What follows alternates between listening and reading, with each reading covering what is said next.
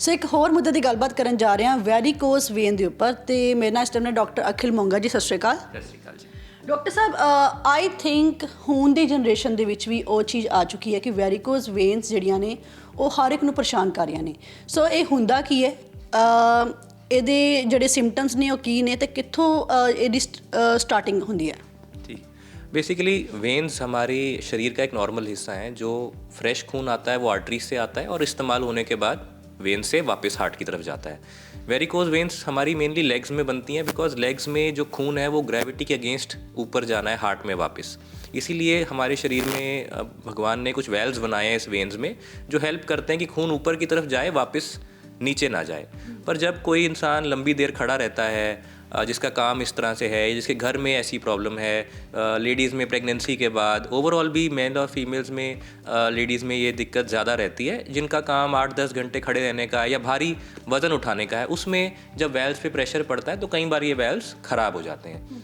Problem क्या होती है कि अब जो गंदा खून है जो इस्तेमाल हो चुका है वो पैर में ही खड़ा रहता है जब तक शाम को में भी आदमी आके घर पे सो नहीं जाता। तो जब पैर ऊपर हो जाते हैं तो ऑफ कोर्स ग्रेविटी का इफेक्ट निकल जाता है, बट ड्यूरिंग द डे सुबह से लेके शाम तक वो जो परसेंटेज ऑफ ब्लड है वो काफ़ी ज़्यादा नीचे इकट्ठा हो जाता है, जिसमें ऑक्सीजन की कमी रहती है, जो खास करके हमारी इस्तेमाल हुई हुए खून की गंदगी वापस लेके जा रहा है। अब वो नीचे खड़ा रहेगा तो उससे पेशेंट्स को प्रॉब्लम होती है। अच्छा डॉक्टर साहब, कईयों का पैर सो भी जाते हैं, तो वो भी एक सिम्टम है वेरिकोन वेन्स जो बन रही है, जो गांठ बन रही है? बेसिकली जो वेरिकोज वेन के सिम्टम्स हैं वो खून नीचे खड़े होने की वजह से होते हैं। क्या होता है कि स्वेलिंग हो सकती है, जो नसें हैं वो फूल जाती हैं। तो आपने देखा होगा कई लोगों के पैरों में नीली नीली नसें दिखाई देती हैं, और कई बार तो बहुत मोटी मोटी हो जाती हैं और बस वो ये लेके चलते हैं कोई दिक्कत नहीं कर रही तो शायद कुछ नहीं होगा।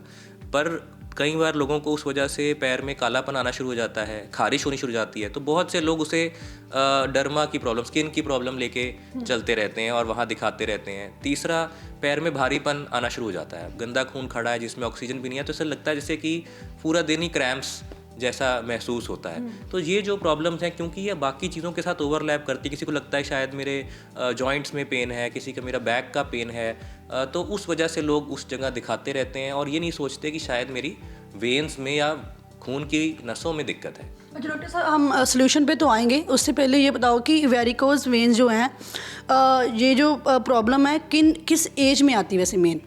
देखिए, आ तो किसी भी एज में सकती है, बट ये विद एज बढ़ती जाती है। तो जितना, जैसे मैंने आपको बताया कि खड़े होने से दिक्कत बढ़ती है, तो जो लोग ऐसा काम करते हैं उनका with as 40s 50s 60s में तो ये आती है। बट आजकल हमने देखा है कि इवन यंग लोगों में भी ये आ रही है प्रॉब्लम, बिकॉज जैसे कोई हैवी वेट लिफ्टिंग हो गई, या जो हमारे पास इवन वर्कर्स होते हैं इनका काम ऐसा है जो हैवी वेट उठाते हैं, तो वेल्व को ख़राब होने में कई बार टाइम नहीं लगता, एकदम से कुछ ज़्यादा काम हो गया। दूसरा, हेरिडिटरी भी एक कंपोनेंट है, जिनके घर में चलता है उनके अंदर ये डिजीज़ जल्दी भी आ सकती है। But of course with as the chances कि आपको वेरिकोज वेन हो बढ़ते जाता है। तो इसका फिर सोल्यूशन क्या है? मीन्स कि एक तो होता है कि हम घर पे भी रेमेडीज़ कर सकते हैं, दूसरा है कि हम डॉक्टर से कंसल्ट भी कर सकते हैं, तो इसका मेन सोल्यूशन क्या है? देखिए, अर्ली स्टेज में जब कई बार हमारे पास पेशेंट्स आते हैं जो कहते हैं बस हल्की हल्की सी नीली पतली पतली नसें दिख रही हैं, इतनी प्रॉब्लम नहीं है, ये एक अर्ली स्टेज हो सकती है। उस टाइम जो मैनेजमेंट होता है, हम लोगों को बोलते हैं कि अपना जो लॉन्ग स्टैंडिंग का काम है थोड़ा उसको एडजस्ट करें, बीच में टाइम निकालें बैठने के लिए। दूसरा, अपना वेट कंट्रोल करें ताकि जो प्रेशर नीचे की तरफ है जिसके अगेंस्ट ब्लड को ऊपर जाना है वो कम हो जाए। तीसरा, हम बाहर से सपोर्ट देते हैं, एक स्टॉकिंग्स आती हैं, कंप्रेशन स्टॉकिंग्स आती हैं, जिससे वो सपोर्ट करती हैं वेन्स को ताकि खून ऊपर जाए, पंप की तरह आप लेके चलिए। बट इसकी कोई मेडिसिन नहीं है, इसका कोई तेल नहीं है, इसका कोई भी ऐसा वे नहीं है जिससे हम वेल्व को ठीक कर लेंगे।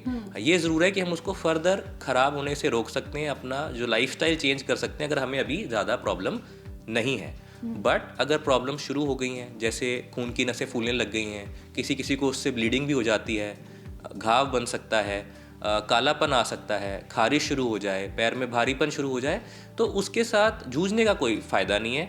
सिंपल तरीका है, हमारे पास बड़े सिंपल इलाज हैं जिसमें पेशेंट सुबह आके शाम को घर जा सकता है। अच्छा डॉक्टर साहब, कोई एक्सरसाइज भी है उसको ठीक करने की वैसे?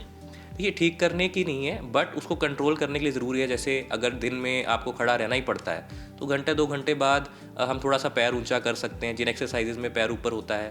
दूसरा, जो हमारा पंप है खून को ऊपर ले जाने के लिए, वो हमारे पैर की मसल्स हैं। तो अगर हम अपने पैर की मसल्स के लिए एक्सरसाइज करेंगे, जैसे वॉक है, इवन लेग एक्सरसाइजेज हैं, स्क्वाट्स हो गए, जिससे हमारी ये लेग की मसल्स स्ट्रेंथन होती हैं वो हमें ज़रूर वेरिकोज में हेल्प करेगा। तो कुछ और कहना चाहें आप अपनी ऑडियंस को, जहाँ जो लोग जूझ रहे हैं उनके बारे, उनको कुछ कहना चाहें? ये सबसे इम्पॉर्टेंट मैसेज जो हम आपको देना चाहते हैं वो यही कि अब वेरिकोज वेन का नॉन सर्जिकल टेक्निक से इलाज पॉसिबल है। हमारे पास सारी लेटेस्ट टेक्निक्स अवेलेबल हैं, चाहे वो लेज़र अब्लेशन हो या वीनासील हो। वीनासील तो एक ऐसी ग्लू है जो आप समझ लीजिए जैसे कागज़ को हम फेविक्विक से चिपकाते हैं, वैसे ही हम वो वेन को बंद कर देते हैं जिसमें खून उल्टा चल रहा है। इससे जो रेस्ट ऑफ द वेन्स हैं जो ठीक हैं वो अपना काम करती हैं और पेशेंट के सिम्टम्स ठीक हो जाते हैं। पेशेंट शाम को खुद चल फिर के घर चला जाता है। Thank you so much.